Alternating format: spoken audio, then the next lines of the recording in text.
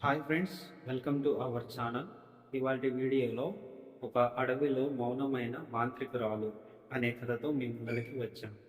Video నచ్చినట్లయితే like చేసి subscribe చేయండి. ఇక లేట్ చేయకుండా కథలోకి వెళ్దాం. ఆ ఊరు పేరు తాటికలపల్లి. చిన్నగా ఉండే గ్రామం, కానీ కథలు పెద్దవే. ఈ ఊరికి దగ్గర్లోని అడవిలో ఓ చిన్న గుడి ఉంది, ఎవ్వరూ వెళ్ళని స్థలం. అక్కడే ఓ మంత్రగత్తె నివసించేది, చాలా సంవత్సరాల కిందట. గ్రామంలో చెబుతారు, ఆమె ఎప్పుడూ మాట్లాడదు. ఆమె మౌనం ఏ శబ్దాన్ని మించిన శక్తి. ఇప్పుడు అక్కడ ఖాళీ గుడి, పాడైన గోడలు, ఆవహించబడిన చెట్లు మాత్రమే. కాని రాత్రివేళ ఆమె నడక శబ్దాలు వినిపిస్తాయని స్థానికులు చెబుతారు. Praveen, photographer. Real horror stories వెతికి, అవి నిజమా కాదా అనేది తెలుసుకునే అలవాటు. ఇతనికి మౌన మంత్రగత్తె గురించి ఓ బ్లాగ్లో చదివిన వెంటనే అక్కడికి వెళ్లాలని నిశ్చయించాడు. గ్రామస్తులు, ఆ గుడికి వెళితే మాటలకైనా శబ్దాలకైనా అర్థం ఉండదు అని చెప్పినా అతను వినలేదు. గుడికి తొలి అడుగు. సాయంత్రం 6 గంటలకు ప్రవీణ్ ఆ గుడికి చేరాడు. గుడి తలుపు పాడైంది. లోపల అడుగు పెట్టగానే గాలి తన శబ్దాన్ని మింగేసినట్లుగా అనిపించింది. గడియారం మోగడం లేదు. పక్షులు గానమాడడం లేదు. పూర్తి నిశ్శబ్దం. అతను కెమెరా తీయబోయేలోపే అతని ముందు నిలుచుంది ఒక స్త్రీ ఆకృతి. ఆమె ముఖం స్పష్టంగా కనిపించదు. చేతిలో పొడవైన కంకణాలు, నెమ్మదిగా ఊగుతూ కేవలం చూస్తుంది.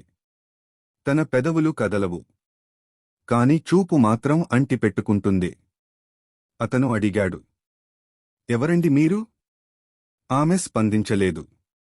అతను అడిగాడు, మీరు ఇక్కడే నివసిస్తారా? మరోసారి మౌనం. తర్వాత ఆమె చేతిని తలవైపు తీసుకుని బొటనవేలు చెబుతూ అతని వెనక చూపించింది. వెనక్కి తిరిగిన దెయ్యం. ప్రవీణ్ వెనక్కి తిరిగి చూశాడు, అక్కడ ఏమీ లేదు. కాని తిరిగి ముందుకు చూసేలోపు ఆమె గాయపడినట్టుగా కనిపించింది. ముఖం మీద నల్ల మచ్చలు, కళ్ళు తెల్లగా మారాయి. ఆమె మౌనంగా ఉంది. కాని ఆమె చూపు చెప్పింది, నీవు తప్పు చేశావు. నీవు గడిచిన గీత దాటి వచ్చావు.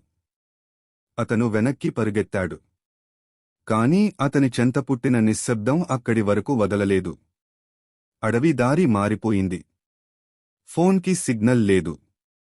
అడవిలో ఎక్కడ ఉన్నాడో అతనికి తెలియదు. రాత్రంతా అడవిలో తిప్పుకున్న ప్రవీణ్ చివరకు ఒక చెట్టు కింద కూర్చున్నాడు. అక్కడ ఉన్నప్పుడు అతను గమనించిన విషయం, తన నోట మౌనమే. ఆయన మాట్లాడేందుకు ప్రయత్నిస్తాడు. కాని గొంతు పనిచేయదు. తన మొబైల్ తెరిచి మాట్లాడటానికి ప్రయత్నిస్తాడు. కాని రికార్డింగ్లో ఎలాంటి ఆడియో లేదు. మొబైల్ కెమెరా ఓ ఫోటో తీసింది. అందులో అతను ఒక్కడే కనిపించలేదు. ఆ మంత్రగత్తె నెత్తి వంచినట్టుగా అతని వెనుక నిలబడి ఉంది. రేపు ఉదయం గ్రామస్తులు అడవిలో ప్రవీణ్ను వెతికారు. వింతగా అతను పాత గుడి దగ్గరే బయట కనిపించాడు. కాని కళ్ళు వెలితిగా మారిపోయాయి. నోట మాట రావడం లేదు. అతనికి గుర్తు ఉంది అన్ని. కాని అతను చెప్పలేడు. తర్వాత కొన్ని రోజులపాటు గ్రామంలో వింత సంఘటనలు మొదలయ్యాయి. గుడి దగ్గర ఎవరైనా మాట్లాడితే వాళ్ల గొంతు గంగిరెడు శబ్దాలుగా మారుతుంది. కొన్ని రాత్రులు ఆ గుడిలోనుంచి రక్తం దారులు వచ్చేవి. ఎవరు గుడిలో అరుస్తే వాళ్ల శబ్దమే తిరిగి వాళ్లపై అరిచేది. పాత రహస్యం, మంత్రగత్తె కథ. గ్రామ పెద్దలు చెప్పిన కథ ప్రకారం మంత్రగత్తె పేరు సోమవతి. ఆమె ఒకప్పటికీ గొప్ప ఋషిపత్నిలా పూజలతో జీవించేది. కాని గ్రామస్తులు ఆమెను నిందించి ఆమెను నోటికి తాళం వేసి గుడిలో బంధించారు. ఆమె చివరి మాటే, నా మాట అణచినవాళ్ల మాటలే నేనే అణిచేస్తాను. ఇకపై నా సమక్షంలో ఎవ్వరూ మాట్లాడలేరు.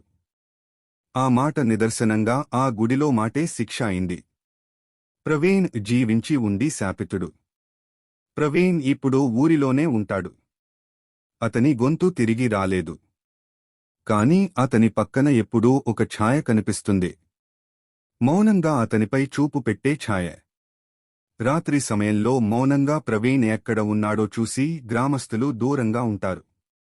అతను బ్రతికే శవం. మౌనం అతని శాసనం.